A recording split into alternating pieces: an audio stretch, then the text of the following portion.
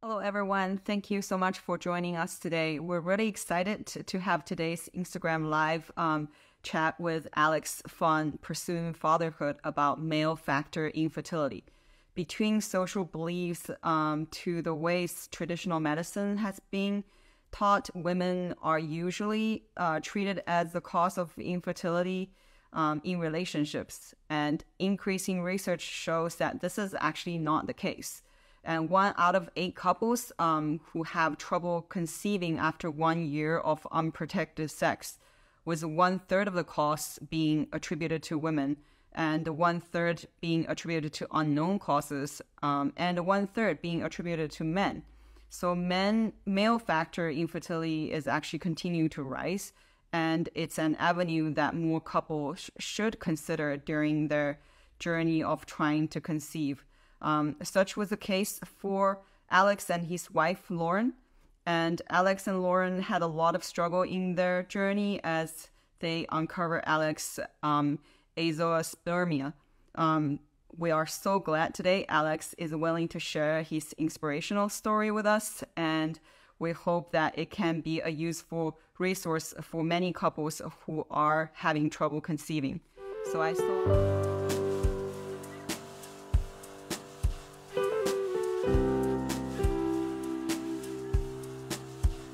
Oh, hey. Hi, Alex. Hey, Thank you so much for joining us. We're like so excited for this chat. yeah, I'm happy to. Thanks for having me on. So tell us a little bit about your background, how you came to meet and marry Lauren.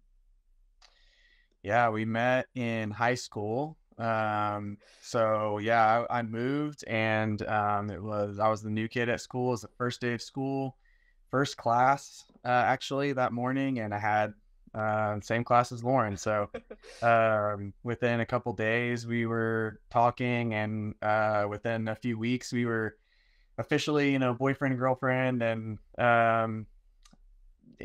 18 years later, here we are. This is amazing. So a lot of people when they hear about teenage relationships, they always like roll their eyes. Did you get a lot of that when you were growing up? I think so. I mean, rightfully so. We were both kind of fiery teenagers, so we probably deserved some of the criticism that we got. Not, I don't know about criticism, but the eye rolling that we got as teenagers. But then, as we got older, we had a couple small, breakups in college and stuff, and I remember my family like being mad at me because Lauren and I broke up. They were like, they couldn't imagine us not together anymore. So yeah, it was. They changed their minds pretty quick. She's part of the family already. Oh yeah, they would have kept her before me, I think. So this experience, like, influenced how you would handle, say, your daughter's future relationships? Maybe. I mean, I definitely think we still tell people all the time, like friends, kids, or relatives or something. If they date somebody in high school or even college, we'll just kind of say nobody marries the person that they date in high school. Like, we just kind of laugh it off because we know, like, for most people, that's not how it goes. But we probably will have to give it a little bit more credibility when it's Delaney. I don't know. We'll see. Depends on if I like the person or not. That's true. That's true. You're gonna have to be the girlfriend's dad role, like, play Right. that role really well. Right. Right. Um, I Delaney is so cute. Oh, thank you. Absolutely. So I know it's like a really hard journey for you guys to, get to that point. So how long were you trying to conceive before you realized that might be a potential issue? It was about a year. And it was probably about 6 months where my wife was really, she got to where she was like, something's wrong. But then, it was another several months before we actually got looked at. So I think it was right around a year before we actually started getting testing done and things like that. So the first step, like as a couple to address fertility struggles, you guys went to the doctor and get testing done. Yeah, and Lauren's doctor was the first person that we brought it up with. So she did some, just some basic exams on Lauren, and wasn't able to find anything. I think she had what is it, is HSG or whatever it is, where the dye test, and she had some of those things done, and some of the, initial testing they can do on her. And then after, I really wasn't that long, and her doctor said, okay, I think Alex needs to get tested. And so that was our next step after that. And you have been really open about your diagnoses, and for those who are not who are unaware. So what is azoospermia? Just means zero sperm. So we went and got tested, and that was the diagnosis, was that there were, in my analysis, there were zero sperm. So were you? I mean, if you're comfortable answering, what went through your head when you like heard this diagnosis? Yeah, my first question back, it was on the phone that we found out, and my first question back was, "Will we ever get to be parents?" I mean, that was my first thought. We were shocked. I don't think anybody probably expects to get that news. We certainly didn't expect to get that news. So, yeah, just shock and disbelief. I mean, I remember just kind of sitting there, like, not really able to even talk, because my brain couldn't really, process what the information was that we were receiving. So, and then just kind of once it sets in, we were just devastated, obviously. There was months where we were just depressed, and not really sure where to go from here, and this is not looking at all like we thought it was going to look. And a lot of the, it's not fair, and it just anger and resentment towards other people, and all the nasty feelings that you don't want to have, but you can't really help it in the moment. So yeah, that was kind of our initial experience. Well, you guys survived. So what was some of the options that doctor gave you for addressing the diagnosis? Yeah, so I had to have another series of appointments and get a more in-depth examination, do blood work for genetic issues and things that might be causing it. And so one of the things they thought might be causing it or contributing to it is called a varicocele, which is like enlarged veins. And so that was the first recommendation, was that I have surgery to repair that, which I did. And then we had to wait 6 months to get retested, and see if the sperm cells would regenerate. There could, be some kind of production after that.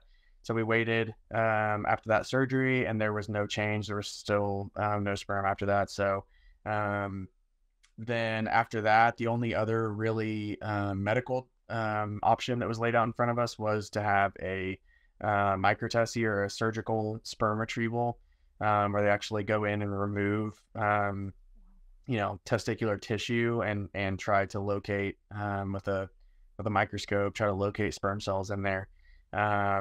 And so we kind of weighed that as one of our options for a while. And obviously throughout the 6 months waiting period from the surgery prior, we had discussed all of our options as well. And, we eventually just decided that was not the avenue that we wanted to pursue. There were lots of reasons for that. I've talked about it a lot of times, just because it's a more in-depth answer than I can probably give in a quick answer. But not one answer is ever going to be right for everybody. But for us, that's just what we felt was right for us, was to not pursue that. And so then after that, you're kind of left with all of the alternative family building life or options. So I mean, living child free, traditional adoption, embryo adoption, or sperm donation. So that's kind of what we were left with at the end of all that. That sounded like a very invasive procedure, so I can totally understand. And then I also totally understand all these options, because that's exactly what my family, like, we went through. Same thing. Yeah. But we're using an egg donor, so I totally understand the traditional adoption versus the embryo adoption, and all these other aspects. Yeah. But I guess I'm thankful there's like science, to actually help during this journey. Yeah, we always say, like, it felt like there were no options and a bunch of options at the same time, because it's like you didn't think you were going to have to consider all these options. So it feels like a lot, but the way that you thought it was going to go is not an option anymore. So it feels like, it's a really hard place to be. Absolutely. So how did you both come to conclusion that the sperm donor was the answer?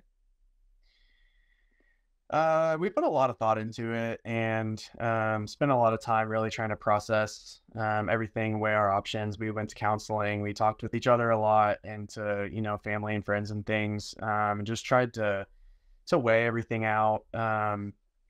We knew that we both wanted to experience pregnancy, so my wife really wanted to carry, and she felt a lot of guilt about that. Um, I think there were times that she wished that she didn't want to because that would have made things, a lot easier. Um, but she did. She wanted that, and something that she always thought, we were going to be able to experience together.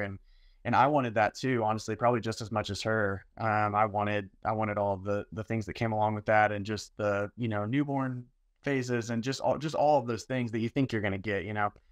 Um, and so once we decided that that was something that, if possible, we really wanted to make happen, then using a sperm donor was one of the top options for us. And we actually were fortunate enough um, to meet some people in real life that had gone through the same process, um, and had used sperm donors to grow their family. So we were able to kind of see that this is possible, and this is a legitimate way to grow your family when you're faced with these kinds of hurdles. So I don't know, it just kind of made it real for us, and made it a real kind of open that door for us, showed us that it was a very real option for us. And um, we took about a year to really think about it and weigh all of our options. And at the end, this is just the decision that we both felt was the right one for our family. And obviously, now that we have Delaney, we wouldn't, change anything about it. So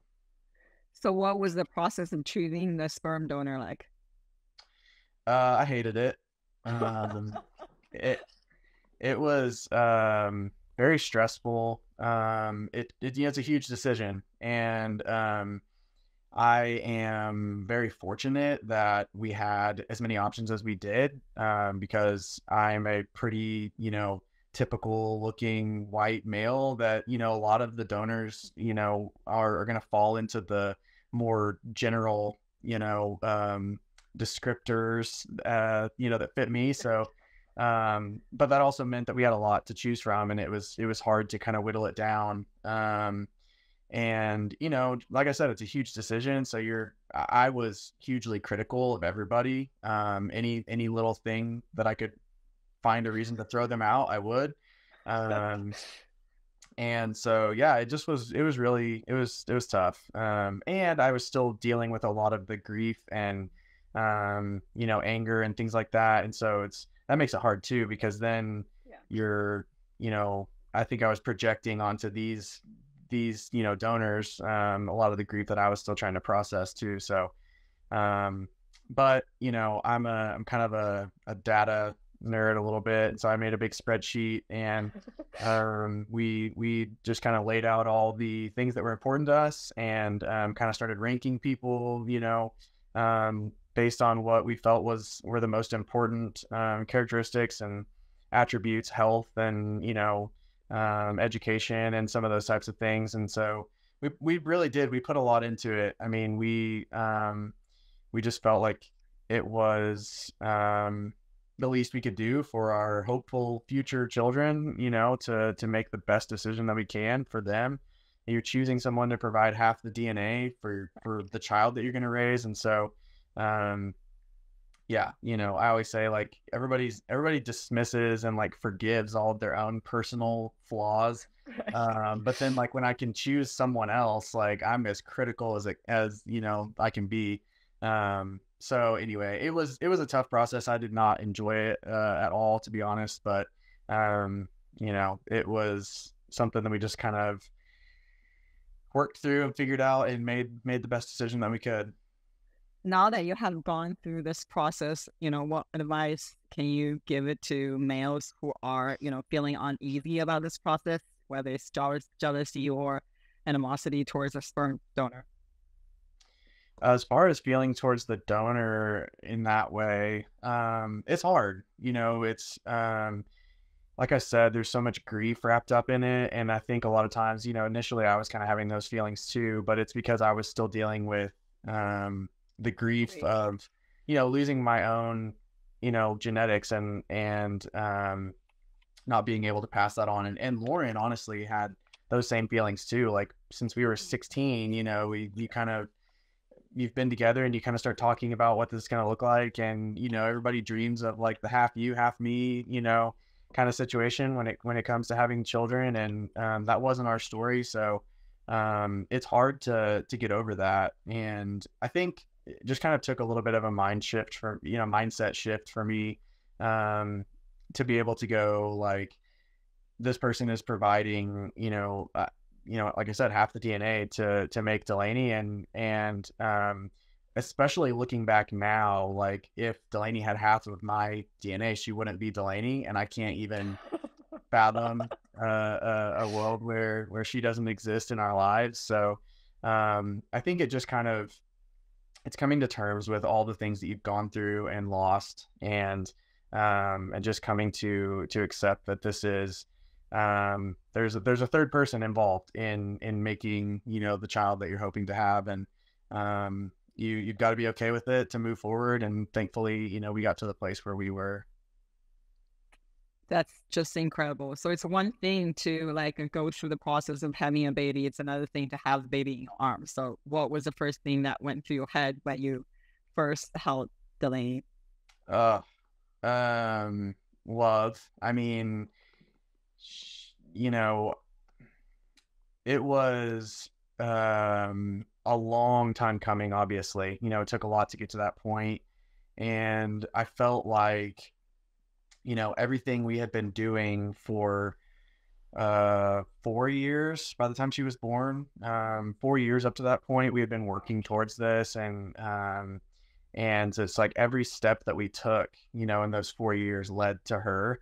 And so just I have a picture that I love, so I shared it when she was born, and I have it pinned on my page because I just love it so much. It's like the first picture that one of the nurses in the room took when Delaney was born, and Delaney's crying. They're holding her up, and she's crying, and I'm just kissing Laurin on the forehead, and she's crying, and it's just like this weird relief almost, like we did it. We got through all of that crap for 4 years. And yeah, I mean, I didn't sleep for a few days, but a lot of it was because like I just wanted to hold her. I just wanted to be there for every second of it, and I'm honestly still kind of that way. So Her future boyfriend better be careful. yeah, I'm gonna need to be less helicopter parent, I think, in the future. So That is so cute. So it's a weekend of beautiful weather, and then there's like, if there's nothing on your calendar, like what are the three of you gonna be doing on the date? we love to get up and take walks like first thing in the morning, and just all together. And a lot of times, Delaney's in her pajamas, and maybe we are too. I don't know. So we'll just get up and start walking outside and walk the dog, and we love to go to parks together. And Laurin loves, if it's nice outside, she's gonna drag us to go eat on a patio somewhere. So we'll end up at a patio somewhere watching football or something on TV, and just kind of spending the day together. That's a pretty perfect weekend for us. So beautiful. Oh my goodness. Thank you so much for sharing your story. I felt like more people need to come forward to share their stories because so many people feel this grief and feel the uneasiness of and in this such hard journey. So thank you so much. Yeah, thank you for having me on. Hopefully, like you said, somebody that needs to see it will. Yeah, thank you everyone for joining. So be sure to follow Alex at Pursuing Fatherhood. Check out all the great posts and also support groups. So thank you. Thank you very much. Bye. Bye bye.